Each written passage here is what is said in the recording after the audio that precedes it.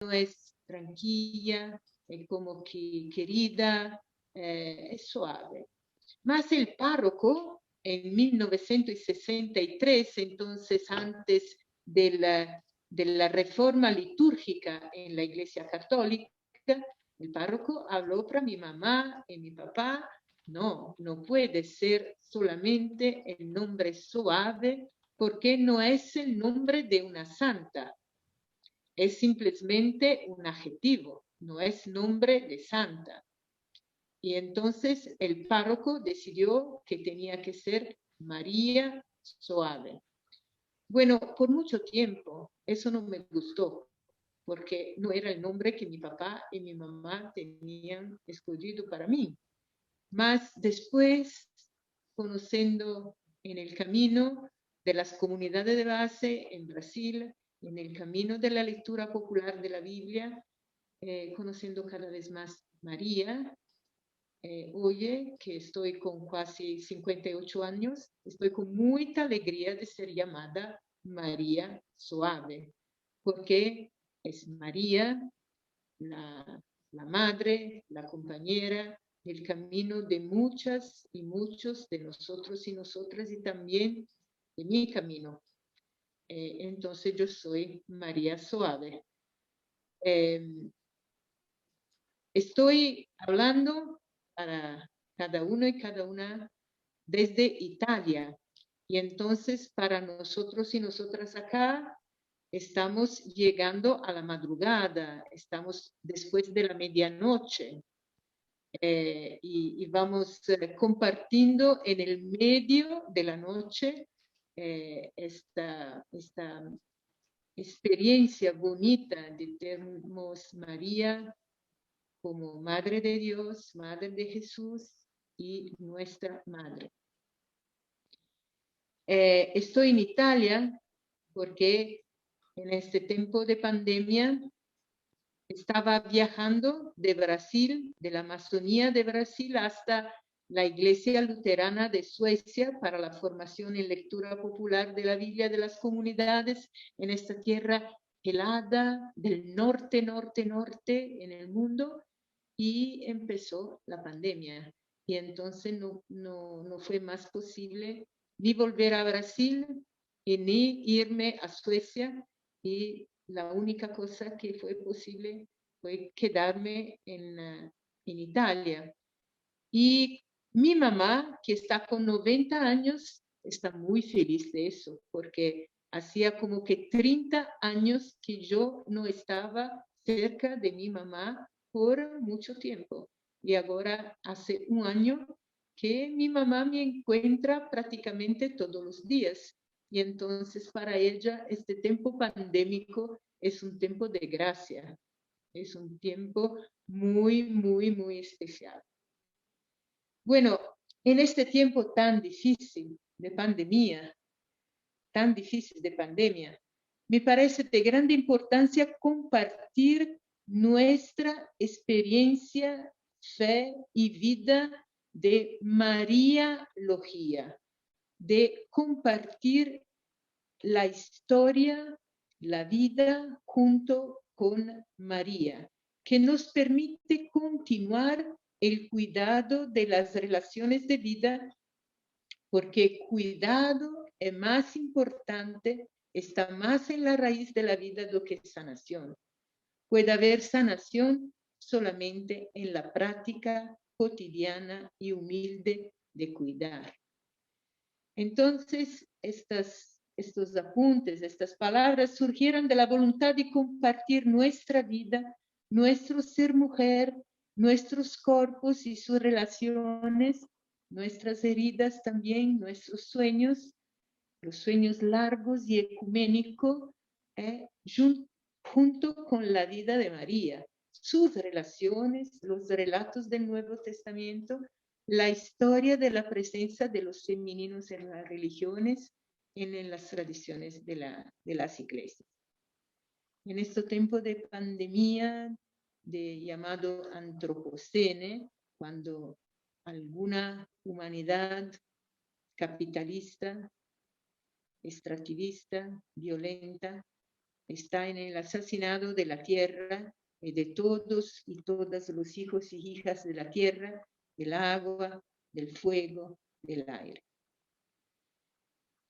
La historia, el nuestro hablar de María, el cuidado con la vida, son dos respiros de los mismos pulmones. Solamente cuando los dos pulmones, cuando ellos, que son los capitalistas, hombres monoteístas y monosexistas, donde solamente un sexo, un género, el género masculino y patriarcal, que es violento, el orden simbólico, religioso y patriarcal. Entonces, por eso tiene este título que Lauren hablaba antes, que es un título poético de un poeta brasileño, Mario Quintana. Yo hablé, ellos pasarán, yo pajarita, porque en el portugués pasarán significa un grande pájaro, mas también que se va, que va terminando. Y este grande pájaro que va terminando es el pájaro del capitalismo, del extractivismo, del machismo, de la violencia, de una orden simbólica violenta. Va a terminar, se pasará, va a terminar porque las pajaritas y los pajaritos pequeños, sencillos, están juntos, respiran juntos y juntas y van a construir un mundo más profundamente más sencillo y profundamente más vivo, sencillo y vivo. Y María va a compartir junto con nosotros y nosotras este camino de construcción de comunidades de vida sencillas y verdaderas, vivas. Ellos pasarán, nosotros, pajaritos y pajaritas. Y que María pueda caminar junto siempre con nuestras vidas y comunidades. Y tenemos que decir también, nosotros que vivimos en Brasil, también Bolsonaro, el presidente genocida de Brasil, pasará. Tenemos que cambiar. Tiene que cambiar porque no es un presidente del país que cuida de la vida de la gente. En Brasil estamos con más de 400.000 muertos por esta pandemia, que no es solamente el COVID, mas es la pandemia de un gobierno genocida, de un gobierno capitalista, extractivista y genocida. Y también muchos lugares de América afroameríndia es la misma realidad. Por este camino de María, de historia de María, de la historia de la iglesia con María, que es un camino místico, profético y también político y también poético, me parece importante recordar, hacer volver a los pies, porque es con los pies que hacemos teología, que hacemos espiritualidad y después con el corazón y la cabeza. Tenemos que hacer volver a los pies los dos dogmas comunes a todas las iglesias cristianas en relación a María. Por eso me parece importante hacer un camino poético y artístico antes. En un texto del primer libro de Isaías, el capítulo 30, está escrito que cuando la luna va a brillar esplendorosa como el sol, será porque Dios tendrá cuidado todas las heridas de su pueblo. Luna y sol son dos elementos naturales profundamente simbólicos. En el cristianismo, nuestra religión, en el proceso de institucionalización de la religión, el proceso de cristiandad, con dos emperadores llamados Constantino y Teodosio, el sol, que en el Imperio Romano era el dios Mitra, el dios de fue cada vez más asociado junto con Jesucristo, tanto que el día de la Navidad de Jesús, Constantino estableció que tendría que ser el 25 de diciembre, porque en el hemisferio norte del mundo es el día cerca del solsticio del invierno, que es la noche más larga del año. Cuando el sol empieza a vencer la noche, el día del sol invictus, del sol vencedor. En la tradición exodal de liberación del pueblo de Dios, no estaba centrada la memoria del pueblo en el proceso del sol. La memoria popular y exodal estaba centrada en la errancia de la luna en el cielo, el camino de la luna en el cielo. La luna tiene un respiro femenino, el cuerpo de la tierra, del agua, de lo femenino de la humanidad, es regrado por el respiro de la luna. Para saber cuándo tenemos que sembrar la tierra, miramos a la luna. Cuando queremos saber el pescado, cómo salir en el mar para pescar, miramos a la luna. Cuando queremos saber cuándo un niño o una niña se va a nacer, miramos a la luna. Miramos el camino de la luna en el cielo por muchas cosas importantes de la vida. El cuerpo, sangre de nuestras mujeres tiene el mismo ritmo de la luna. Cuando estamos juntas, nosotras mujeres, en la misma casa, nuestra menstruación se acaba arreglando en el mismo tiempo juntas.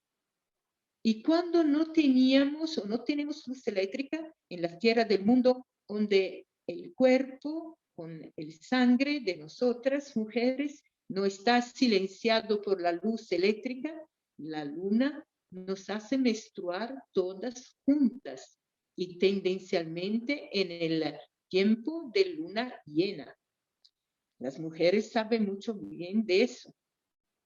Por eso existían y existen ainda en nuestro tiempo en muchos lugares, en muchos espacios, carpetas llamadas carpeta de luna, donde las mujeres menstruan juntas. Vale la pena para quien puede leer el libro La Carpeta Roja, donde se explica esta historia de las madres, de las matriarcas de Israel, que cuentan todas las historias de Israel antiguo para la menina, la niña de los 11 hijos, tiene una hija, de los 12 hijos de Jacob, tiene una hija llamada Dina. Y en esta carpeta se cuenta toda la historia de las mujeres del camino del pueblo de Israel. La memoria exodal de la liberación entonces está conectada con la luna. Era el tiempo de la luna llena cuando el pueblo, hecho de muchos pueblos, respiros y divindades domésticas, pastoriles y camponesas, caminó fuera de toda la esclavitud por la tierra prometida. De luna llena era celebrado en el comienzo con la sangre menstrual de las mujeres. Es la única sangre que no es fruto de herida, no es fruto de violencia, es sangre que celebra la vida, es la sangre que hace nacer los niños, es la sangre que hace nacer siempre la vida. La luna llena es el simbólico ancestral de la vida llena, es el simbólico ancestral del femenino como el sol, el simbólico ancestral del masculino. Por eso, el nacimiento de Jesús, la profecía nos dice que para tenernos la práctica del cuidado y de la sanación de todas las heridas del pueblo, la luna tiene que brillar como el sol, el masculino conspirando con el femenino. María y Jesús, conspiración profunda en la religiosidad popular de nuestras comunidades. Jesús y María en profunda conspiración mística, espiritual, política, en las nuestras vidas, en mi vida. Y entonces en este momento yo quería compartir un dibujo para mirarnos una posibilidad de María, la Madre de Dios, la Madre de todos y todas nosotros y nosotras. María que nos ayuda a cuidar simplemente de la vida, del aire, del agua, de nuestras relaciones, de la vida sencilla de cada uno y cada una, de cada comunidad. Podemos contemplar un poquito de favor.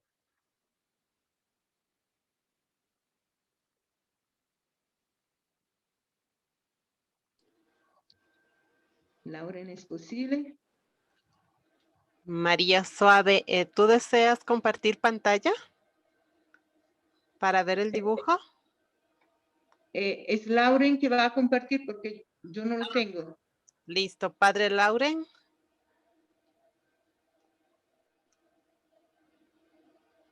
Se quedó sin... ¿puedes continuar, María Suave? Te propongo y luego vemos el dibujito. Le voy a llamar por interno a ver si me... Ya, si está. quiere.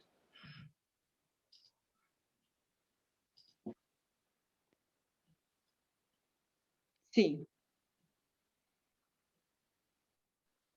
Es un dibujo muy sencillo de nuestras comunidades en Brasil. Pueden mirar a la derecha el sol y a la izquierda la luna. La luna que tiene estas características de cambiar a cada 7 días. Es una luna chica, una luna que va creciendo hasta la luna llena, cuando la luna va a brillar como el sol. Y tiene una arte de María con la imagen de muchas etnias diferentes, la etnia indígena, la etnia afrodescendiente, la etnia de muchas mujeres de esta América afroamerindia. Y esta mujer, María, está como que escuchando con mucha atención, es el espíritu. En nuestras tradiciones antiguas se dice que María se quedó embarazada por la escucha, por la palabra, escuchando el espíritu. Nosotras sabemos y nosotros que el espacio de la escucha es un espacio muy poético y muy erótico también. Nosotros y nosotras muchas veces somos grávidos y grávidas de palabras que nos hacen caminar, que nos hacen esperar, que nos hacen... Y María está como que embarazada de un Cristo, de Jesús, el Cristo que es Jesús cósmico, no solamente Jesús de Nazaret, el Jesús histórico, mas también de un mundo completamente vivo, de un mundo posible, de un mundo donde puedan estar todos los mundos, de un mundo recriado, de un mundo de relaciones no más alicerzadas en la violencia. Esta es María, la Madre de Jesús, la Madre de Dios, la Madre de todos y todas nosotros y nosotras. Es una mujer histórica, mas es también un respiro de divinidad, un respiro de vida plena. Cuando hablamos de nuestras tierras y territorios, de nuestros países, muchas veces hablamos de patria. Yo pienso que María, la Madre de Dios, la siempre Virgen, la Madre de Jesús, el Cristo, que María nos da la posibilidad de soñar una otra manera de hablar, los territorios que nos hacen gente, los territorios de tierra que nos hacen gente hecha de tierra. María nos da el coraje de hablar de matria, no solamente de patria. Patria muchas veces es el territorio que está con muros, con fronteras, con guerras, con violencia. Matria es la posibilidad de soñarnos y construirnos un mundo no hecho más de violencia, más de cuidado y de vida llena para todas, todos y todo. El Cristo cósmico es una explicación que no es de mi capacidad teológica. Un grande teólogo de la primera mitad del século pasado, en la expresión de la posibilidad que Cristo sea también el respiro en la tierra, en el agua, en el aire. Y la experiencia cristiana es también la experiencia profunda del cuidado con toda la vida, también la vida simple, la vida sencilla, la vida de los ríos, de los mares, de las tierras, de los árboles. Cristo está en todo eso, por eso es cósmico. Muchas gracias. Que María, la Madre, pueda continuar siempre caminando junto con nosotros y nosotras.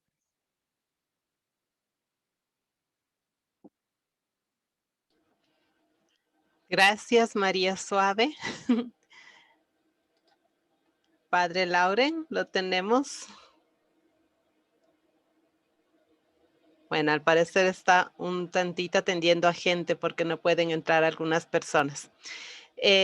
Nancy Cardoso nos pone un corazoncito bastante bonito.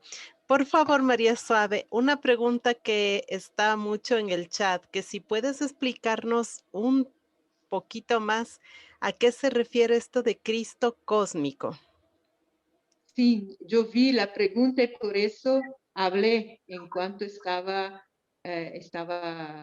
haciendo la ponencia. Es eso, la posibilidad que la teología nos da de encontrar el Cristo no solamente en la experiencia de la humanidad, mas también en el respiro de la naturaleza, en el respiro de los árboles, del agua, de la tierra, de todos los seres que respiran vida y que necesitan de cuidado. Gracias, Suave. ¿Alguien más desea hacer una pregunta? Vamos a dar unos 3 a 5 minutitos para luego escuchar a Padre Fernando Vega. La primera, la que encontré que se repetía constantemente, ya la hice. Por favor, si tienen otras inquietudes más, pueden ponerlas en el chat o alzar la manito o también levantar la manito en la parte del Zoom. Padre Carlos Betancourt, en el prólogo de San Juan ya se anuncia, no sé, supongo que están hablando entre ustedes, ¿eh? ¿Les encanta la imagen de María? Y podemos compartir esta imagen porque es una imagen que está para todas las comunidades, toda la gente que quiere compartir. Indira nos dice es que Dios es la creación total, por eso está en todos lados y por eso es del Cristo cósmico. Ah, muy bien, Indira. Gracias. Natalia Grijalva, por favor, sabe, ¿por qué considera necesario una matria y no una patria? La diferencia entre matriarcado y patriarcado. Bueno, yo considero necesaria una matria y no solamente una patria. Entonces, matria no es para sustituir patria, mas es porque el respiro es como con dos pulmones, dos riñones. El respiro del corazón tiene dos movimientos. Y si tenemos solamente uno, la vida no es fluyente, la vida no es plena. Necesitamos de dos respiros. Cuando tenemos solamente respiro de patria, cuidado, porque solamente patria es bandera, solamente patria es frontera, solamente patria es guerras, solamente patria puede ser ejércitos. Necesitamos de un respiro común entre patria y matria. Para tener una vida plena. Por eso necesitamos una matria, que es también una madre tierra que nos sustenta y nos gobierna, como decía el padre San Francisco de Asís. Gracias, Suave. Gisela Vallejo, ¿puedes abrir tu micrófono, por favor, y ayudarnos con tu pregunta? Buenas tardes, me pareció tan bonita esta explicación de María, del cuadrito. También en muchas imágenes de la Virgen siempre está el sol y la luna. Eso nos podrías explicar, o sea, ¿por qué siempre está el sol y la luna? No sé si es la explicación que tú nos diste ahora o si tiene un algo más, ¿no? Gracias. Sí, Gisela, querida, yo no sé si tiene muchas otras explicaciones porque saben cómo es el arte. Todos la lenguaje artística tiene muchas explicaciones, porque eso es una ligación de nuestros ojos, de nuestro ojo interior, del alma, que es toda tejido de cuerpo, que mira y hace interpretación. Y entonces, si tú tienes la pregunta, ¿por qué tienes siempre el sol y la luna? Es porque tú tienes también un poquito de respuesta que tenemos que compartir.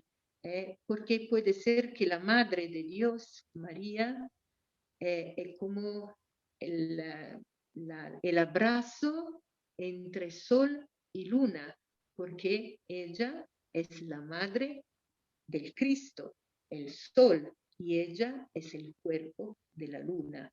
En María, en relación con su Hijo Jesús, vivimos la posibilidad del encuentro profundo, sin violencia, sin patriarcado, del femenino y masculino. Gracias, Suave. Y la última pregunta, por razón del tiempo, por favor, la voy a tomar de Maritza Pesantes. En el campo, para sembrar, cosechar, etcétera, rige la luna. ¿Por qué hemos perdido esta sensibilidad ahora en los tiempos modernos? Es una buena pregunta. No solamente porque lo hemos perdido, mas la pregunta abre también la respuesta que tenemos que encontrarlo de nuevo, si queremos una vida que vuelva a ser viva. Sabemos que toda la experiencia de este año de pandemia, y no solamente de este año, está muy conectada con esta cosa de que hemos perdido nuestra ligación profunda y este respeto profundo por el territorio, por la tierra. Con la tierra somos hechos y hechas, ¿no? Todos y todas somos hechos y hechas de tierra. Y entonces es necesario volver a la madre tierra, volver a esta matria, porque tenemos que volver a la vida. Es buena la pregunta porque abre para caminos de conversión y de respuestas humildes. Humildes en el sentido humilitas, humus, y quien está profundamente conectado con la tierra. Gracias, Suave. Y me pide Luis Sáenz que él sea el último con su pregunta. Por favor, Luis, el último, ahora sí. Buenas tardes. Yo tengo una pregunta. ¿Por qué dentro de la iglesia también hemos tomado el matriarcado y el patriarcado, sabiendo que ante los ojos de Dios todos somos uno, o sea, todos somos iguales? No debería haber esa diferencia entre matriarcado y patriarcado. Gracias, hermanito. Sí. Patriarcado y matriarcado no son palabras sinónimas, no son la misma cosa. Patriarcado es una orden simbólica violenta y violentadora, gente. Nunca el matriarcado fue una orden simbólica violenta y violentadora. El matriarcado existió en algunos momentos de la historia de la humanidad y existe hoy en algunas realidades humanidad en el mundo. El patriarcado es una relación profundamente violentadora sobre la totalidad de las mujeres, de los niños y niñas y gran mayoría de los hombres. El patriarcado es el poder de un grupito muy pequeño sobre grupito de hombres, sobre la gran mayoría de los hombres, las mujeres, las niñas y la tierra, el aire, y los hijos y hijas de la tierra. Gracias, María Suave. Te agradecemos de todo corazón, nos has enriquecido, nos has dado un enfoque bastante oportuno, bonito, no se equivocan, no se confundan con el Jesús cósmico, no es nada con la New Age, hay que entender bien desde el punto de vista que nos dio María Suave, por favor, porque hay algunos en el chat que se han confundido. Nada tiene que ver el Cristo cósmico desde el punto de vista que nos enfocó María Suave con toda la era de la New Age. María Suave, ¿algunas últimas palabras que nos quieras dirigir? Sí, simplemente que María, la Madre del Cristo, de Jesús de Nazaret, el Cristo, la Madre de cada uno y cada una de nosotros y nosotras, pueda todos los días de nuestra vida estar juntas. Simplemente con la oración del Ave María, simplemente con la oración del respiro de un sueño de otro mundo posible, donde sean posibles todos los mundos. Amén, y continuemos amando. Amén. Gracias, María Suave, de todo corazón. Y más de Gracias. 450 personas entre el Facebook y el Zoom están totalmente agradecidos. Hay gente que nos acompaña de Inglaterra, de Alemania también, y sé que están ya con la hora bastante avanzada para ustedes, pero el cariño y la disposición es lo más grande. Dios te pague, María Suave. No sé si Padre Lauren sí abrió su micrófono. Claro. Y muchas gracias. Para quien tiene un poquito de tiempo y puede leer un poquito más, el Cristo cósmico, hay un grande teólogo de la Iglesia Católica que amó mucho la Iglesia y también tuve mucho dolor por la Iglesia. Teilhard de Chardin. Teilhard de Chardin es el teólogo que más trabajó en la Iglesia Católica la expresión del Cristo. Del Cristo cósmico. Padre Lauren. Sí. Entonces, yo creo que estaba muy llevadero, ¿verdad, María Suave? Bueno, sobre todo cuando nos une la amistad y el cariño. María Suave tiene en estos momentos las 12:40. Por eso tiene los ojitos que ya se le cierran. Bueno, María Suave, Dios te pague. Ha sido una experiencia increíble volverte a ver, sentirte tan cerquita, abrazarte, ¿verdad? Como antes de la pandemia en los encuentros de Ribla. Bueno, pues te agradecemos y te dejamos que vayas a descansar. Nosotros, no sé, Katy, si puedes un momento mientras damos el cambio a Fernando Vega, ponerles dónde pueden seguir leyendo el Ribla. Es muy fácil, está todo gratuito, ¿verdad? En la página del Centro Bíblico. ¿Nos puedes compartir pantalla? Claro, con mucho gusto. Denme un minutico. Mil disculpas a Irma, que está en California y no le pude dar paso a la pregunta, pero ya María Suave estaba con un tantito de cansancio, así que Irmita, prepara la pregunta para Padre Fernando Vega. Ya. El padre Fernando Vega, mientras nos muestra a Katy dónde seguir estudiando y encontrar el libro de María, Ribla 46. En el centro bíblico, ¿ven? Solo se pone Centro Bíblico Verbo Divino y arriba tienen Ribla y pinchan Ribla y tienen todos los Riblas, todos los libros gratuitos. Busca el 46, no hace falta pincharlo, pero ahí estará el 46. ¿Lo ven, María, a la izquierda, abajo? Va donde está la manito.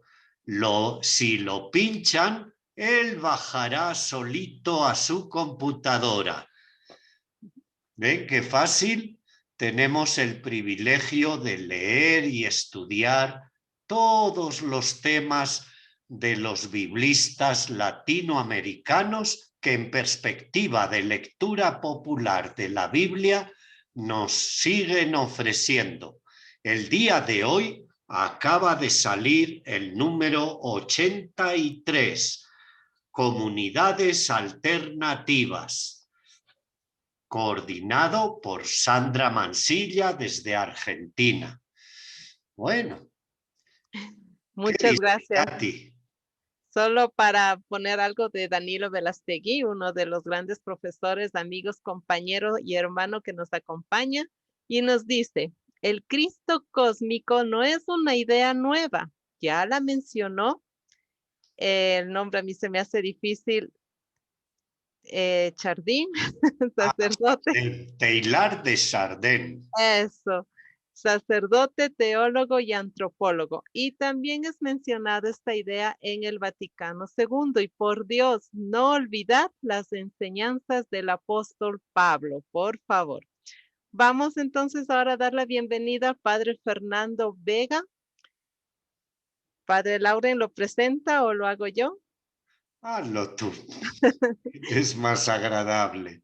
Padre Fernando Vega, ya sabe el cariño que lo tenemos, de verdad la gente nos pide, nos solicita, por favor inviten a Padre Fernando Vega, es tan humano, tan estudiado, tan entendido, pero sobre todo con una experiencia de Cristo que cada vez que habla nos conmueve y nos mueve a la acción. Así que Padre Fernando Vega, somos todos suyos. Padre Lauren ya está por proyectar su PowerPoint, así que...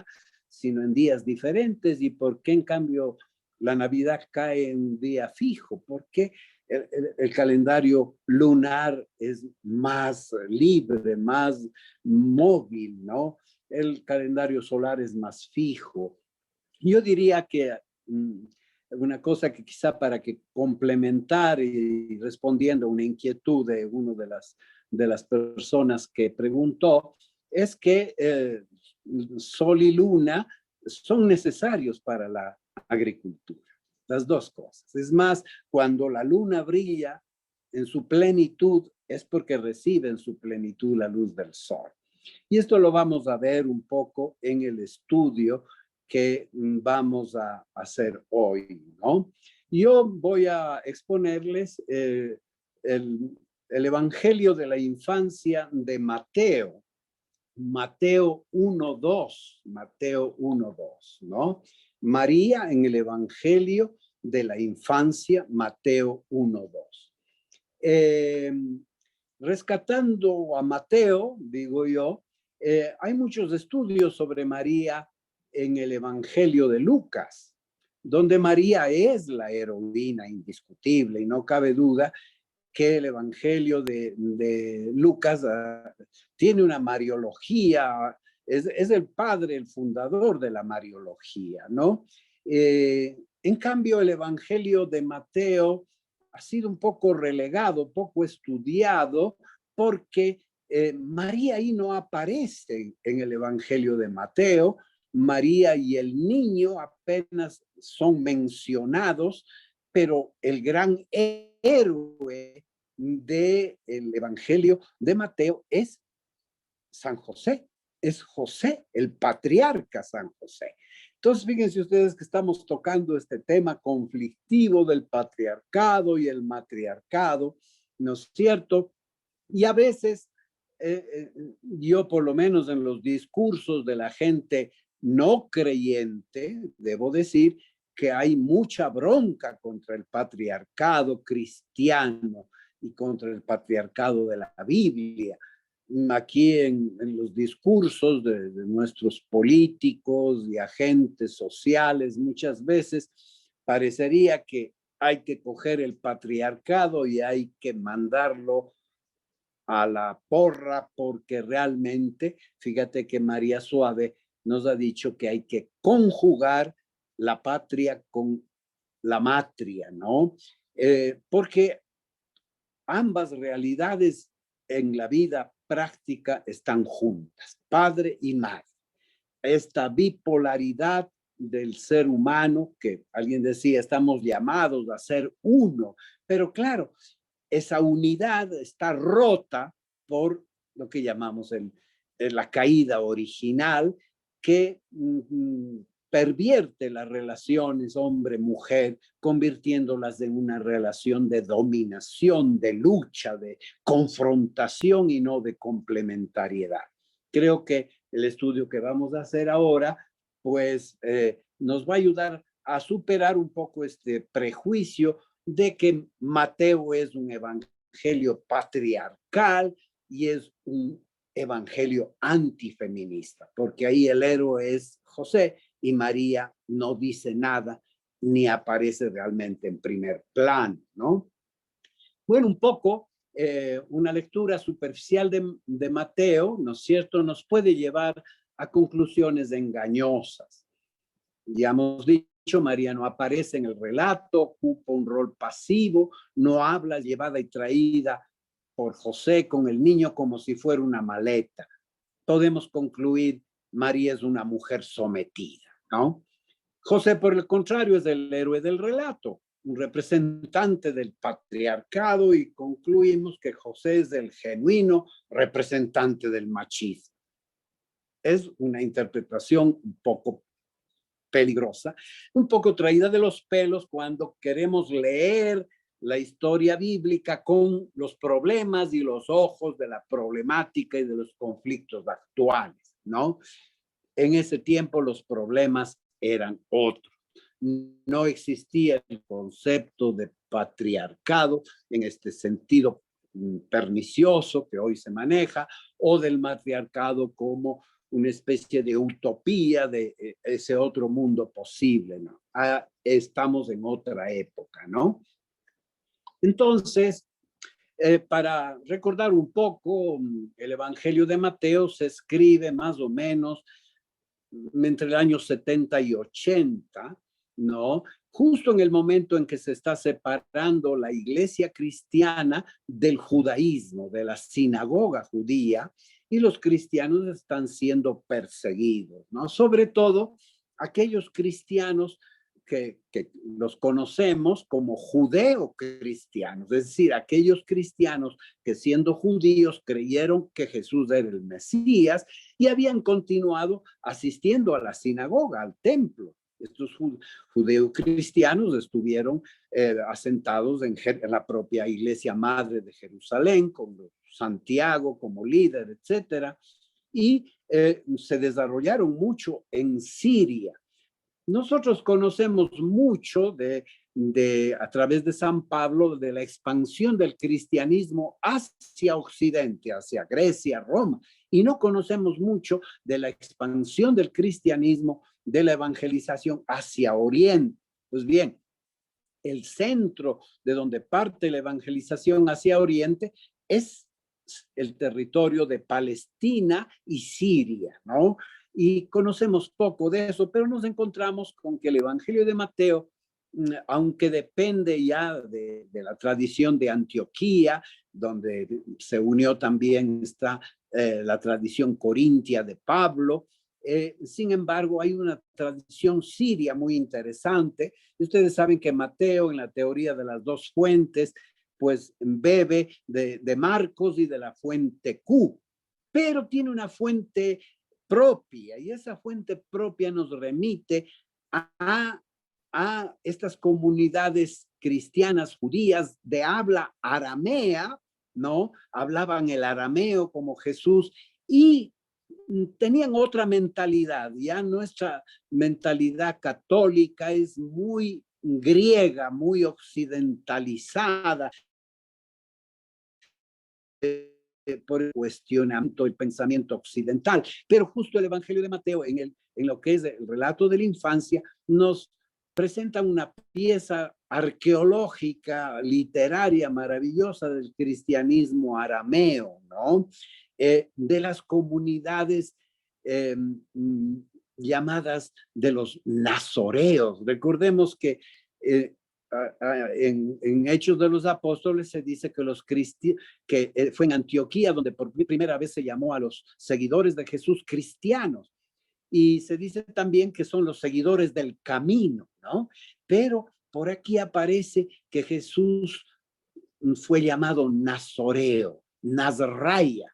Entonces, nosotros encontramos aquí una pieza literaria lindísima de esa etapa de la formación del Evangelio de Mateo que pertenece a las comunidades nazrayas que hablaban arameo y que entendían realmente mucho mejor que nosotros del mensaje de Jesús porque lo entendían en su propio idioma. Después ya todo el evangelio en griego ha sido traducido y ellos no necesitaban esa traducción porque entendían las palabras de Jesús, las historias sobre Jesús en el propio lenguaje materno de Jesús. Abba, Padre, no necesitaba explicación para ellos y una serie de términos que para nosotros requieren de traducción, ¿no? Debemos decir que el Evangelio de Mateo va a interpretar todo el Evangelio en clave de Éxodo, del nuevo Éxodo, del nuevo pueblo de Dios, de una nueva creación, de un nuevo Éxodo. Por eso podríamos decir que el Evangelio de Mateo presenta a Jesús como el nuevo Moisés, como ese profeta surgido de entre los hermanos que dice el libro del Deuteronomio, y por eso su evangelio, podemos decir, es la Torá del reino, con 5 discursos. Por eso es tan importante el tema del monte, el sermón del monte, la revelación en el monte, etcétera. En fin, y a todo este conjunto del evangelio se le ha puesto pues un midrash, la historia de la infancia de Jesús, ¿no es cierto?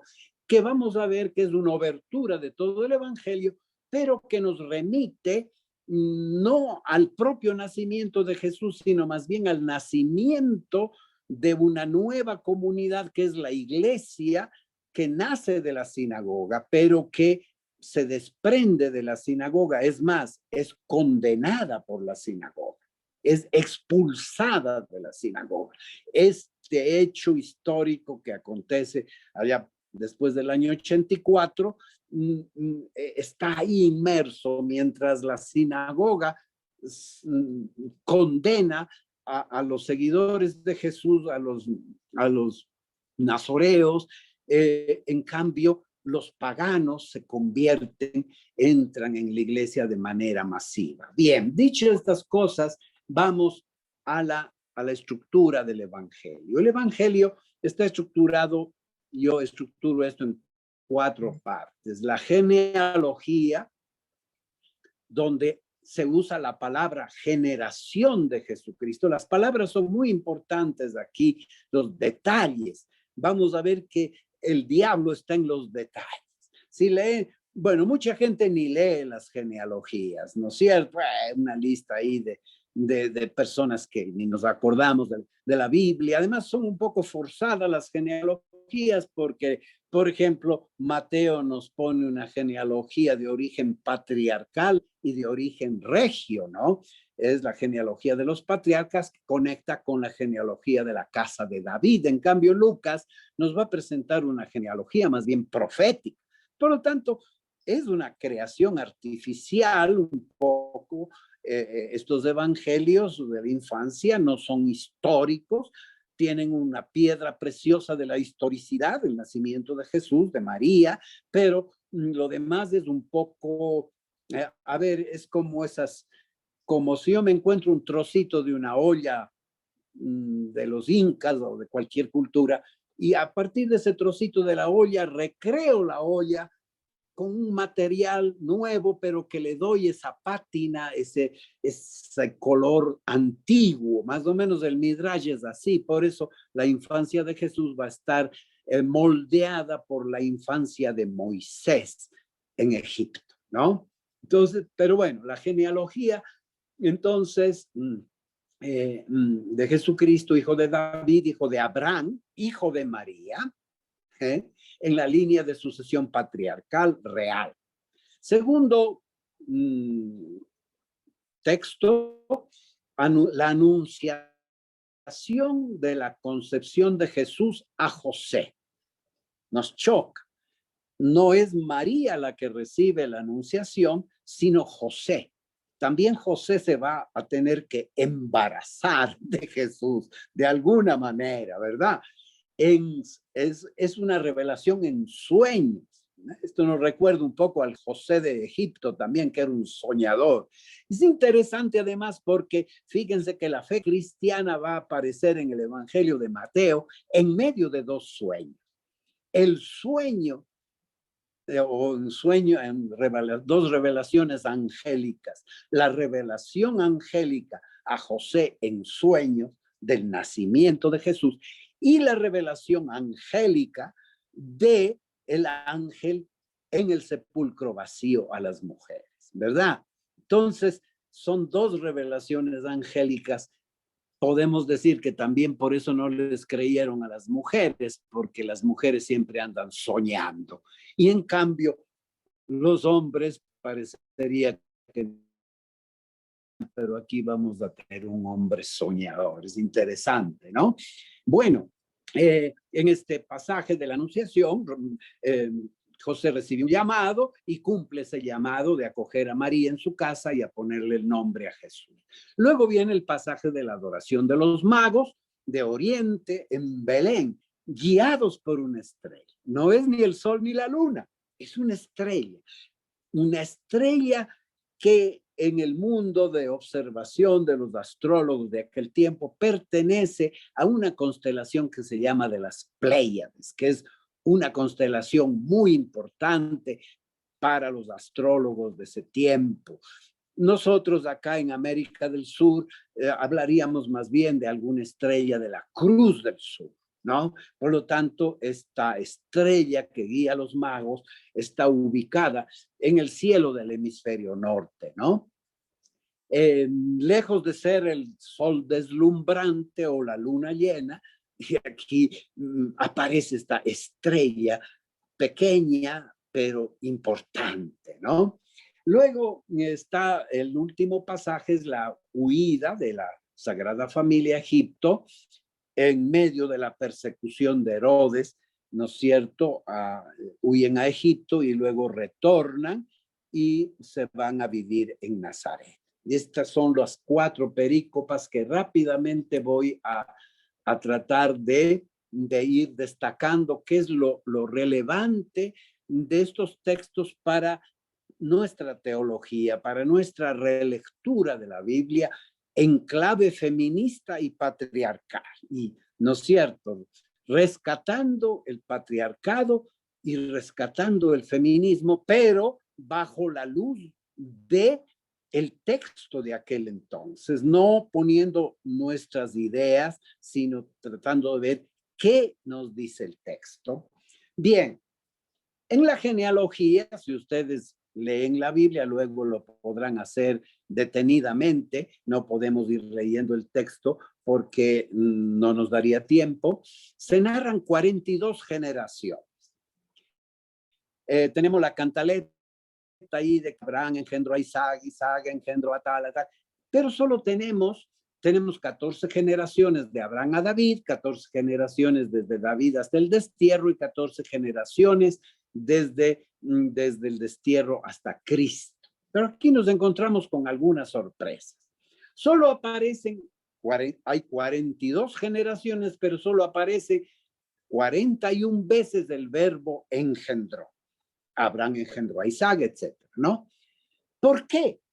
Porque José no engendra.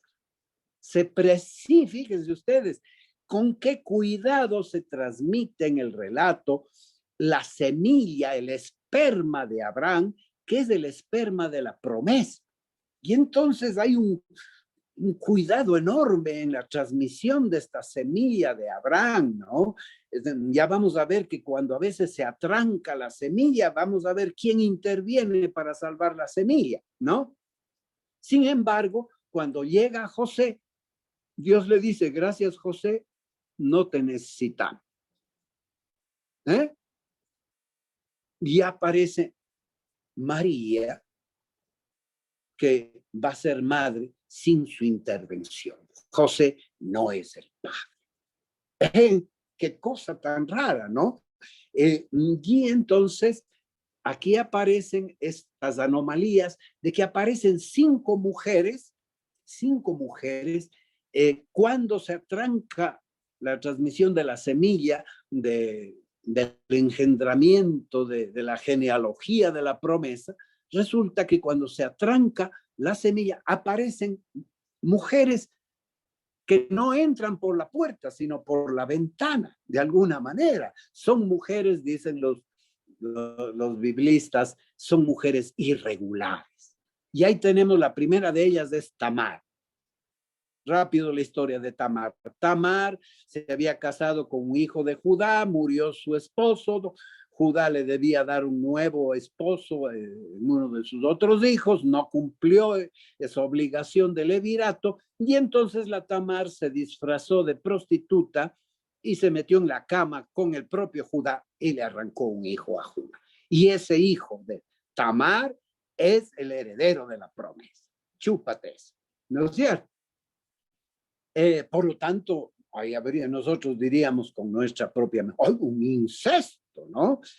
Bueno, los rabinos judíos dicen que Tamar es santa y que robándole la semilla a su suegro, logró continuar la historia de la salvación. Entonces, nada de incesto, santa la Tamar. Bueno, luego está Rahab. La Rahab, saben ustedes, le conocen, era la jefa, podríamos decir, la madame de un clan de prostitutas de Jericó, que cuando los israelitas que querían entrar en la tierra prometida fueron a espiar y a ver cómo podían conquistar la tierra, se refugiaron en Jericó y ahí pues tuvieron el heredero de la promesa tuvo relaciones con la madame de las prostitutas, Rahab. Bueno, Rahab es santa también, porque gracias a ella ocultó a los espías y gracias a su complicidad, ¿no es cierto?, pues además en los prostíbulos se sabe de todo, porque ese chismorrea de todo, lo que no sale en los periódicos. Pues, o sea, entonces era el mejor lugar para espiar, ¿no? El prostíbulo. Entonces, muy interesante, ¿no? Luego aparece Ruth. ¿Cuál es la rareza de Ruth? Es que es una extranjera. Es una moabita. Y el libro de Ruth, saben ustedes, se escribe en un momento difícil para los israelitas después del destierro, en el cual esta tendencia patriarcal de la línea de los varones, etcétera, pues resulta que los judíos que estaban casados con extranjeras debían expulsarlas, divorciarse y echarlas simplemente. Y se escribe el libro de Ruth para mostrar que la abuela de David, nada más y nada menos, era una extranjera, y una extranjera, digamos, de un yavismo, de una fe enorme que no la tenían otros machos de la época, ¿no? Luego aparece Betsabé. Betsabé, que además de haber sido obligada por el macho David al adulterio con él y haber David mandado matar a Urías, su esposo, el hitita, también Betsabé es hitita, es también extranjera. Entonces, ya, y por último aparece María, y vamos a decirlo aquí sin ambajes. ¿Cuál es el problema de María? Que es madre soltera. Y ahí el problema. A los ojos de José y de toda la gente, María es madre soltera, además con la sospecha de infidelidad. Entonces, resulta que a la hora de la hora, Dios no hace valer la pureza de la raza, de la semilla, el orgullo patriarcal del hombre, la patria, todos esos valores de la ley judía y de todo aquello que realmente debía salvar al hombre, pero que se había convertido en una religión y una institución opresiva. Pues Dios desecha el poder humano para escoger a una mujer que es el icono de la debilidad, de la insignificancia en ese contexto. Entonces, es muy importante la genealogía, ¿no? Leyendo estos detalles, es muy importante la genealogía, ¿no? Para nuestra teología, nuestra relectura de este bien. Entonces, ya teologizando, la generación del Mesías y de la fe cristiana no se basa en las fuerzas del poder, el prestigio acumulado del estirpe de los patriarcas y de los reyes. No, José, le dice el ángel, hijo de David. Sin embargo, el esperma de la promesa de Abraham, de David, es descartado. Es una nueva creación de Dios, la intervención escatológica, que luego se descubrirá que es hasta cósmica, ¿no es cierto? No solo para salvar a la humanidad, sino para recrear el mundo, por lo tanto, para instaurar un nuevo modo de relaciones humanas sanadas del pecado, de la violencia y del dominio del poder, ¿no? La presencia de las mujeres irregulares en el engendramiento, ¿no? Dios hace intervenir a María. Aparece embarazada sin saberse quién es el padre. Sospecha de infidelidad. Situación penada por la ley. ¿Verdad? Podía José denunciarla, llevarla a juicio y apedrearla, porque era una adúltera, ¿no? Y entonces resulta que no, que pues aquí vamos a tener que explicar que su embarazo es una obra de Dios. No es obra del poder humano, le llamamos a ese poder de Dios el Espíritu, ¿no es cierto? En cumplimiento de las promesas. Dios escoge a lo que el mundo judío excluye por falta de mérito. Decía, por ejemplo, María Suave, de la importancia de la sangre de la menstruación de las mujeres, pues las mujeres habían sido declaradas impuras por la menstruación. Entonces, realmente aquí se está escogiendo lo que el mundo judío tiene por impuro y el mundo romano desprecia por su debilidad. Es decir, no olvidemos que ya el cristianismo se está predicando en el Imperio Romano. Ya veremos más adelante al último cómo Pablo nos hace un comentario sobre esto. Ciertamente, estamos en un mundo patriarcal. Ese no es el problema, ¿no? Pero ese no es el problema que afronta Mateo. María no interviene, está callada, porque en ese mundo se está mostrando que Dios escoge lo que no cuenta. Es a ese, al que no cuenta, escoge Dios para iniciar la vida del Mesías. Esto es escandaloso. En aquel tiempo y también ahora. Es decir, no es que solo entonces, es hoy en nuestras iglesias no queremos ver prostitutas, ni queremos ver mujeres malas y de vida alegre. Tenemos un gravísimo problema con aceptar la encíclica Amoris Laetitia, en la que el Papa Francisco dice que hay que acoger y amar a los matrimonios que tienen serios problemas, que se han deshecho, se han vuelto a rehacer, nuevas parejas, etc. Tenemos un problema muy serio. Nos hemos vuelto también una iglesia de los puros. Y hoy día, ¿quién puede, en esta civilización de hoy, quién puede decir yo no he pecado? Estamos igual, esta tendencia a volvernos fariseos, excluyentes, está siempre presente.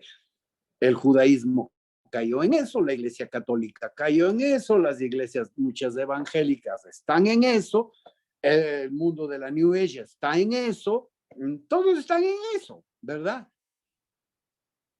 José se despierta, cumple la orden, se convierte en padre adoptivo de Jesús, se destaca que no la conoció, que respetó la integridad de María, embarazada ya, no la conoció, para subrayar el hecho de que él no es el Padre. ¿Estamos de acuerdo? Bien. Ahora vamos a la siguiente lámina, donde tenemos la anunciación a José. Un poco, no sé cómo andamos de tiempo, y ustedes me dirán cómo andamos, ya vamos avanzando. José es el héroe del resto de esta historia, ¿no? Nos recuerda a José, el de Egipto, el intérprete de sueños, ¿no? José decide repudiar en secreto a María bajo sospecha de infidelidad. Sin embargo, dice que José era justo y no quería difamar. Y entonces, estando en estos pensamientos, dice, el ángel del Señor, no es cualquier ángel, es el ángel que anuncia el tiempo del Mesías, se aparece en sueños a David en el típico esquema de revelación. Primero está, no temas. Acuérdense también el ángel a María, no temas, María. No temas, el hijo que lleva a María es obra de Dios. Por lo tanto, mandato, acoge a María en tu casa, pon el nombre a Jesús y hazte cargo. Ponle el nombre de Yeshua, que significa Yahvé salva. Entonces, tú, haciendo esto, vas a cooperar nada más y nada menos que con la llegada de los tiempos mesiánicos, la llegada de la salvación. Y para convencerle, siempre se puede citar la escritura o se da un signo a María. Por ejemplo, el ángel le dice, para Dios nada imposible, anda y visita a tu prima Isabel, y la que llamaban estéril y está encinta. Aquí, en cambio, se da otra prueba, una prueba de escritura. No se cita esta mujer en la genealogía, pero es una joven adolescente, esposa del rey Acaz, que era un rey de... Bueno, el libro de los reyes dice que todos los reyes fueron la misma pendejada, ¿no? Que fueron la misma mierda colores, ¿no? Algunito se salvó, el Acaz no se salvó, era un desgraciado también, un incrédulo, confiando en alianzas con los hombres. Tenía miedo porque estaban atacándole precisamente los reyes del norte, los reyes arameos, en alianza con Siria. Y pues el profeta Isaías le dice, pide una señal, 7:14, pide una señal. Y él dice, yo no quiero pedir ninguna señal. Entonces el profeta dice, pues Dios mismo te va a dar una señal. He ahí que tu esposa, Alma, tu mujer adolescente, ¿verdad?, está encinta y va a dar a luz un hijo al que le pondrá por nombre Emmanuel, que quiere decir Dios con nosotros. Bien, pues convencido por este argumento de la palabra, obediente a esta palabra, José da el salto y deja que el Espíritu lo transforme, ¿no?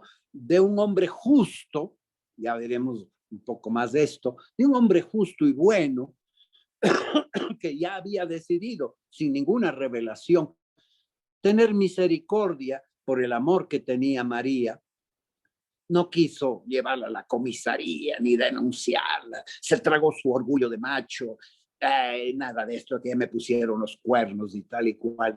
Pues ahora, gracias a la fecundidad del Espíritu, José se salva a María y salva al niño y se salva a sí mismo, ¿no? En el salto de la fe, de la obediencia a la palabra, ¿no? Es maravilloso este entretelón, ¿no? José, descalificado por su linaje, es llamado a ser, por ser un hombre justo, sensible, compasivo.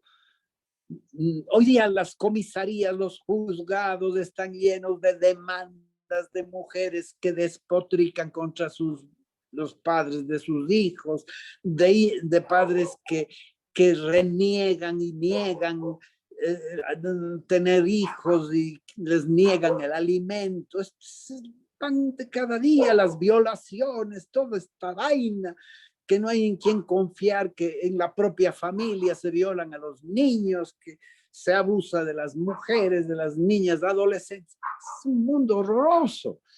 Pues así era también antes. También no hemos cambiado mucho, pero aquí hay un hombre diferente, ¿no?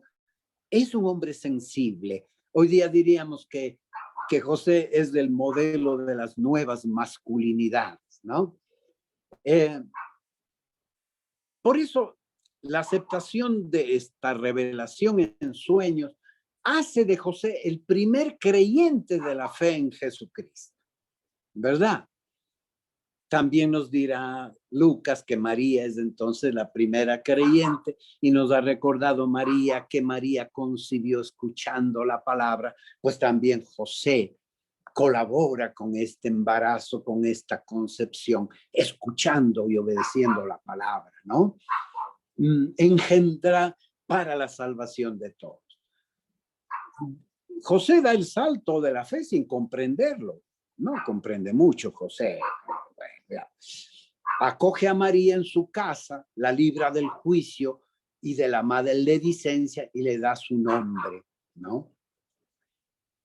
La fe y la obediencia de José le llevan a asumir una nueva relación matrimonial, ya no en la fuerza del deseo de la carne, ¿no es cierto? De la voluntad, como dice el Evangelio, el prólogo de Juan, de la voluntad del varón, sino de el poder de Dios, que hace posible que no solo María y José se metan en este embarazo divino, sino que todos nosotros, por el bautismo y por la aceptación del Espíritu, podamos nacer como hijos de la Iglesia y ser fecundados por el Espíritu Santo, ¿no? José se hace responsable. Decía María, volver al cuidado.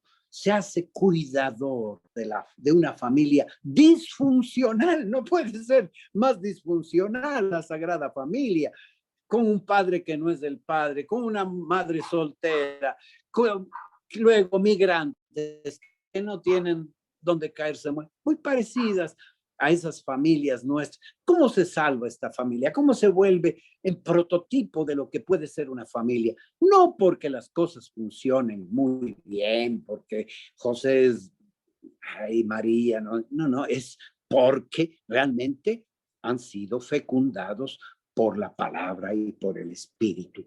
¿No es cierto?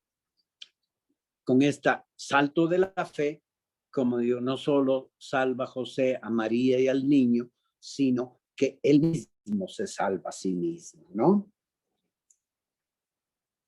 Vamos adelante, rápido, porque se nos acaba el tiempo. Bueno, entonces ya hemos dicho, ¿no? Vamos a la adoración de los magos. Cosas a destacar. Las comunidades arameas, sirias, miran hacia el oriente. Por lo tanto, es lógico que los extranjeros vienen de oriente, ¿no?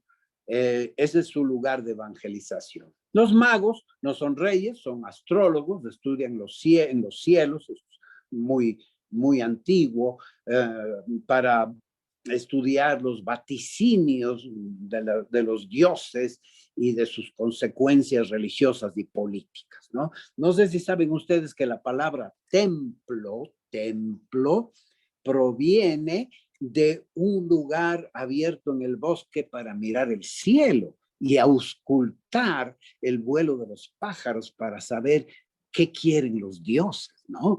Y de ahí viene el templo, lugar donde vamos a consultar, a encontrarnos con Dios. Eso viene desde muy antiguo, ¿no?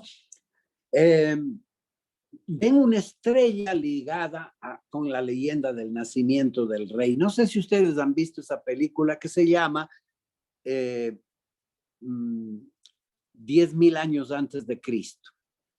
Ahí aparece el tema de la estrella, esta chica que va a salvar también a esa tribu todavía de gente que vivía de la caza de mamuts y van a descubrir la agricultura. Pues hay una chica que tiene grabada en la mano la constelación de las Pléyades, ¿no? Y ahí hay una conjunción de estrellas que acontece de vez en cuando, que es muy estudiada por los egipcios. De bien, es famoso, es famosísimo. Entonces, ahí pone esta pieza, pues, de la cultura oriental, Mateo, para mostrarnos que estos reyes vienen guiados por una estrella. Quizá Mateo nos quiere llevar al libro de los Números, donde el profeta Balaam dice: veo surgir una estrella, no es para pronto, para ahora, pero una estrella surge de Jacob, ¿no? Bueno. Y también los relatos del nacimiento de los reyes están siempre presididos también y contados. Ocurrieron en ciertos momentos de conjunciones estelares, ¿no? Lo interesante es que estos astrólogos vienen de lejos, buscan, preguntan. Cuando se pierden, van a las escrituras, ellos también, ¿no? Y estas escrituras los guían hacia Belén. Encuentran, se alegran, adoran, comparten sus regalos, también sueñan y obedecen, ¿no? Este relato va a ser un enorme contrapunto con Herodes, que está en el siguiente y último pasaje, ¿no? Herodes está cerca, vive en Jerusalén a pocos kilómetros, 12, 13 kilómetros, 7 kilómetros, no me acuerdo bien, de Belén, pero no busca, no pregunta, no encuentra, no adora, más bien se inquieta con toda Jerusalén, y lo hacen también los sacerdotes y escribas, maquina persecución y muerte, ¿no? Y entonces tenemos pues el paso, ¿no es cierto?, el significado. En el año 80, cuando se escribe el Evangelio, los magos representan a los pueblos gentiles de Oriente que están convirtiéndose en gran número al camino de las comunidades judeocristianas, a las comunidades nazoreas, a los nazrayas, ¿no? Seguidores de Jesús, el Mesías, en su mayoría personas corrientes, gente de a pie, con de mujeres, niños, esta gente sencilla del imperio está ingresando en las comunidades, mucha gente, ¿no? Y claro, Herodes y los sacerdotes y escribas de Jerusalén representan a la sinagoga que ya han calificado a Jesús y a sus seguidores de impostores y que están expulsando de las sinagogas a los seguidores de Jesús, incluso atizando a los romanos a que los persigan. Esto es gravísimo. La expulsión de los judeocristianos de la sinagoga es gravísimo. Es más o menos como la pandemia. ¿Por qué? Porque la vida de todos estos cristianos estaba ligada a la economía del pueblo judío. Ellos producían para la comunidad judía. La economía giraba en torno del comercio, de los servicios de la comunidad judía, ¿no? Y resulta que de pronto pierden a toda la clientela. Ya no pueden hacer ni deliveries, ¿no es cierto? Entonces, es un impacto desde el punto de vista económico, social, brutal, porque es realmente una expulsión. No sé si ustedes tienen esa experiencia, yo sí la tengo, de haber sido expulsado, maldito, por no cumplir ciertas reglas en una congregación religiosa, ¿no? Entonces, es terrible porque uno se queda sin piso y tiene que recrearse absolutamente de nuevo, ¿no? Entonces, vamos al cuarto y último pasaje. Huida de José y su familia a Egipto. Se narra en el contexto de la persecución y matanza de los niños en la comarca de Belén por una orden de Herodes enfurecido. Así se cumple Jeremías 31:15. El clamor y el llanto en Ramá de Raquel que llora a sus hijos, que ya no existen, ¿no? Raquel está cerca, la tumba de Raquel supuestamente está cerca de Belén en Ramá, ¿no? Otra vez el sueño. Y la orden a José: levántate, toma contigo al niño y a su madre, porque Herodes busca matar al niño. El propósito fundamental de esta huida es el retorno de Egipto. Oseas 11:1, que no es una profecía, sin embargo el evangelio la convierte en oráculo profético. De Egipto llamé a mi hijo. Esto está totalmente en coherencia entonces con el Midrash, que recrea la vida de Jesús en la matriz del Éxodo y en la que va a nacer el nuevo Israel y Jesús va a ser el nuevo Moisés, el evangelio va a ser la nueva ley, ya no escrita en tablas de piedra, sino en el corazón, ¿no? Mateo presenta a Jesús en el contexto de Egipto y el Éxodo. José el soñador, nace en medio de una persecución de niños, Jesús. María, la hermana de Moisés, le salva. Estas coincidencias de nombres no son casuales, son importantes. Jesús encarna también el nuevo Josué, Israel, que sube de Egipto a la tierra prometida. Como Moisés, Jesús revelará la nueva ley en la montaña. Lo que nos dice en el texto releído en Navidad: el libertador está en camino. La salvación viene, pero ya sabemos que en el año 80 esa salvación ya está inundando el Imperio Romano y también los países del este, de Siria, Irak, Irán. Se conoce que la evangelización llegó incluso hasta la India, ¿no? José, el hombre justo y misericordioso, será el padre y protector de esta nueva gesta exódica. Interpreta los acontecimientos, toma las decisiones más oportunas. Él no es importante, lo importante es proteger a la madre y al niño. Él desaparecerá pronto, como Moisés, no entrará en la tierra prometida. María, en cambio, será parte de las primeras comunidades cristianas arameas. Fíjense, qué cosas tan interesantes que están ahí insinuadas en el contexto del Midrash, ¿no?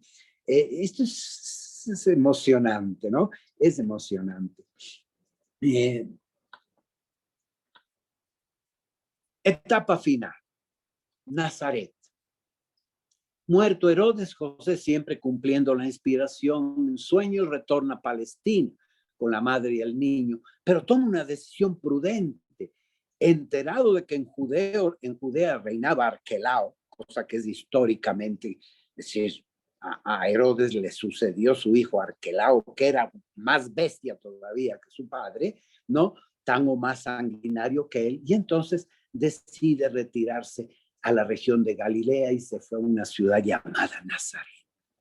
Es importante Galilea, porque Lucas también lo dice, una luz, Galilea de los gentiles, Galilea de los gentiles. ¿Por qué?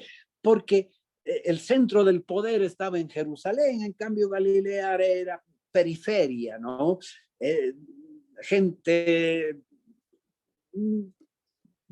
Primero los principales excluidos eran los samaritanos y después los galileos. Cuando en Juan, Felipe le dice a Natanael, hemos encontrado a Jesús de Nazaret. ¿Qué dice Natanael? De Nazaret, ¿acaso podrá salir algo bueno? Dice, pueblo infeliz que ni siquiera es nombrado en la Biblia, ¿no? Entonces, fíjense ustedes que la salvación viene de donde no esperamos, de donde no le daríamos ningún crédito, ¿no? Y Mateo entonces concluye con esta nota sorprendente que para que se cumpliera el oráculo del profeta será llamado Nazoreo, Nazraya en arameo, ¿no? Ahí pueden ver ustedes la nota de la Biblia de Jerusalén, dice, este término se conservó en el mundo semítico, no en el mundo paulino ni petrino, para designar a los seguidores de Jesús. Y estas comunidades se consideraron a sí mismas como el resto de Israel. ¿Qué cosa? Entonces, porque la palabra esta nazoreo es un poco forzada. En el Antiguo Testamento no la encontramos tampoco. Encontramos la palabra nazir de Dios, que es el que no se corta el pelo, que ha hecho un voto de no cortarse el pelo y la barba, una especie de medio de vegano que no come carne, en fin. Había una corriente muy vegana entre los judíos de la época tribal. Ya cuando se construyó el templo, ellos seguían viviendo en tiendas y esta relación, precisamente se estaba perdiendo esta relación con el rebaño de pastores, se estaba perdiendo la relación con la tierra, se estaban volviendo muy urbanos, y entonces estos nazrí, incluso hay una teoría muy bonita escrita por una bueno, no sé si es creyente o no, pero es de una escritora nacida de la iglesia anglicana, que tiene un libro bonito que se llama María, una mujer de carne y hueso, ¿no? Ella describe a María pues como una aramea, ¿no?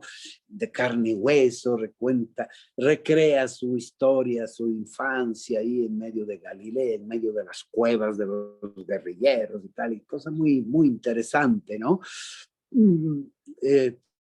Entonces, vamos a encontrar, aquí nos están remitiendo a esa María que no cuenta, que no habla, que no dice nada, porque está en ese contexto, pero que es terriblemente desmontado y criticado por el relato, porque el patriarcado se va a la mierda.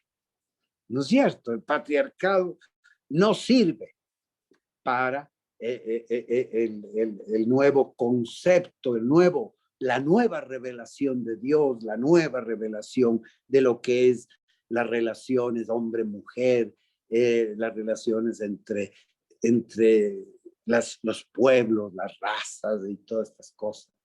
No. Conclusión histórica. El Evangelio de Mateo nos deja entrever su origen arameo, nazraya, de los primeros seguidores sirio-palestinos de Jesús. Algunos nazrayas acabaron siendo una secta ebionita, ¿no? Porque se quedaron en ese de que Jesús no podía ser sea, porque esto merece otro taller, ¿no? Cómo este tránsito de concebir a Jesús, Hijo de Dios, simplemente en un sentido débil como rey, y este sentido fuerte que se desarrolló en las comunidades occidentales de Jesús como el Logos, el Verbo encarnado, la palabra hecha, ¿no? Que pertenece a la tradición antioqueña, corintia, paulina y petrina, ¿no?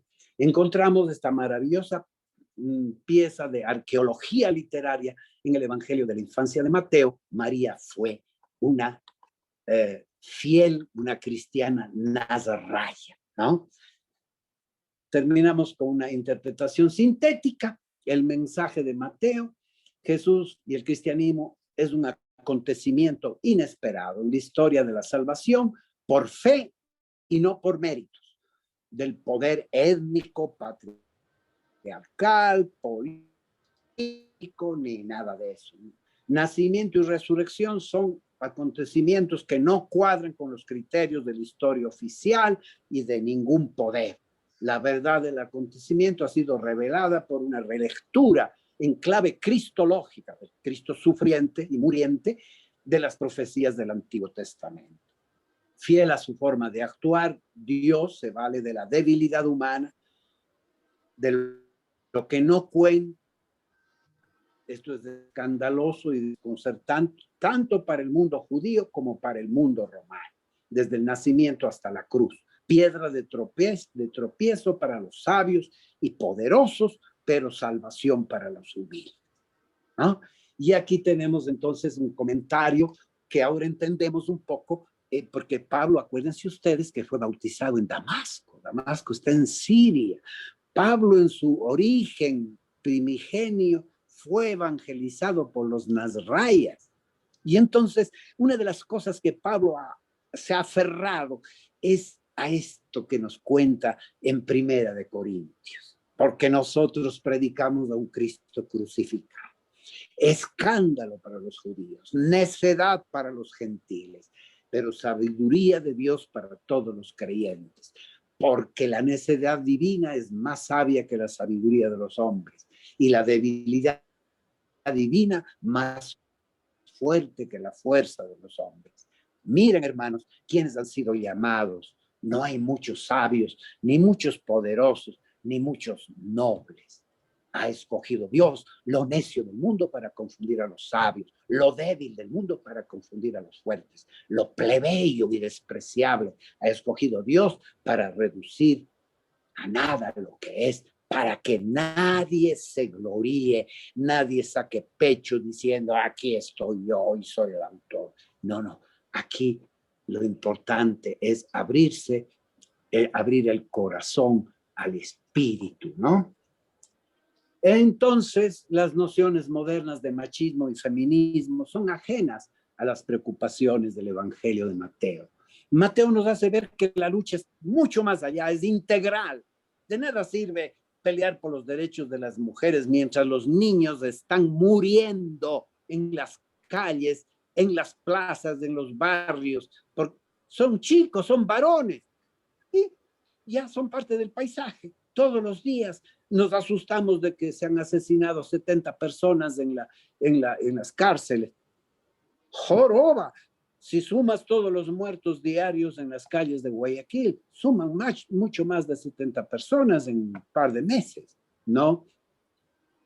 José, ¿cómo acusarle de patriarca, del patriarcado dominante? No, ojalá hubieran muchos patriarcas con la fe, compasión y fidelidad de José, ¿no es cierto?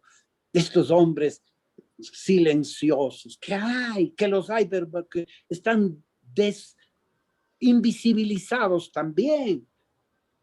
¿Cuántos niños y mujeres prosperan a la sombra de hombres buenos, José? En nuestras iglesias no habrían niños abusados ni mujeres violentas. José es modelo de lo que hoy se habla en los términos sociológicos, de las nuevas masculinidades, dirían nuestras feministas, ¿no? María y el niño no aparecen, no hablan, pero son lo importante que hay que proteger. Esperanza de vida y liberación. Hoy la sociedad tampoco las protege. Pedirle al Estado y aún a la misma iglesia, al poder político y religioso, es pedir peras al olmo. Mientras la iglesia sea poder, mientras el Estado sea poder, no habrá real protección porque es poder. María representa tantas mujeres de ayer y de hoy. No habían ONGs luchando por los recursos, por los presupuestos que se gastan el 60% en sus propias estructuras para proteger a las mujeres y a los niños. La comunidad cristiana sanaba, preservaba primero, como cuidaba, como decía María Suave, preservaba, pero también sanaba por el evangelio las relaciones sociales de poder. Hoy día Yacu Pérez dice hay que mandar obedeciendo, hay que mandar y hacer obedeciendo. La autoridad como servicio a la educación, a la protección de la familia, a la garantía de la dignidad humana de la familia, ¿no? La Sagrada Familia es un modelo disfuncional, salvado por la fe en el Dios liberador, compasivo, leal, misericordioso y a su vez fuente y causa de salvación, ¿no es cierto? Ahí está ese texto lindo de Francisco sobre el patriarca San José. Bien, termino con una historia que podía ocurrir en el año 2022, rápidamente. María Wanga se acerca a una oficina del gobierno. Estaba embarazada, no quiso decir de quién. Le recomendaron interrumpir el embarazo, el producto, antes de las 12 semanas. A cambio le darían asesoría psicológica y un capital semilla para un emprendimiento de yapingachos. Dijo que lo pensaría. Después se encontró con José Pichizaca, que ofreció casarse y darle apellido al guau. Cuando le preguntaron cómo hacía en medio de la pandemia, dijeron que lo importante era formar una familia y tener a alguien por quien luchar y vivir. A pesar de que los expertos en salud le dijeron que la pandemia no era el mejor momento para traer hijos al mundo. Los amigos de José se burlaban diciendo que María había encontrado un gil. Pero a José no le importaba. Encontraron ayuda en la comunidad agroecológica organizada. José hacía las entregas, los deliveries, dicen, a las casas en su moto de segunda mano. Cuando la pareja asistió al curso de Biblia, se sintieron consolados y fortalecidos porque se habían visto en un espejo. Gracias, hermano. Gracias, Padre Fernando, de todo corazón. Miren, le aplauden. Que es María. Y entonces, todo el bombo que le hemos dado a la grandeza de María se encuentra con esta piedra de escándalo. Sabemos por la fe, el salto de la fe nos dice es obra de Dios, pero a ojos vista de la gente corriente, María aparecía con serios problemas. Y eso es lo que nosotros vemos en nuestras calles. Gente a la que despreciamos por su condición social, económica, moral incluso. Gracias, Padre Fernando. Juan Zorrilla, por favor. Y gracias, Luis. Dios te pague. Siempre nos acompaña. Gracias. Me gustaría saber dos cosas. Si María y José tenían aproximadamente la misma edad cuando se contrajeron matrimonio y cuál era el tiempo de la edad promedio que se vivía en esa época. Bueno, eso es imposible de saber. Es decir, eso, cuando no sabemos muchas cosas de la historia, podemos inventar, pero no, científicamente no debemos inventar y llenar esos huecos con cosas que podían ser, no podían ser. No sabemos absolutamente. Sabemos cómo pasa en nuestra, y esa es una de las razones por las cuales hay también tanta niña embarazada entre nosotros. Porque en los pueblos que no tienen la formación universitaria, etcétera, etcétera, el tema del matrimonio es muy temprano. a las mujeres se las casa muy pronto, apenas han menstruado, poco tiempo más. Por lo tanto, debemos suponer que María, pues, fue desposada con José muy jovencita. No podemos decir mucho más. Claro. Cuanto a edades, eso no son la idea de que San José era un ancianito y que ya no tenía fuerzas, eso se inventó luego para decir, claro, como el ancianito ya tenía problemas de la próstata, no podía tener relaciones con María, ser el mejor garante de su virginidad. ¿No es cierto? Pero eso también es una interpretación, digamos, piadosa, pero no tiene ningún fundamento. Gracias, Padre Fernando. Luis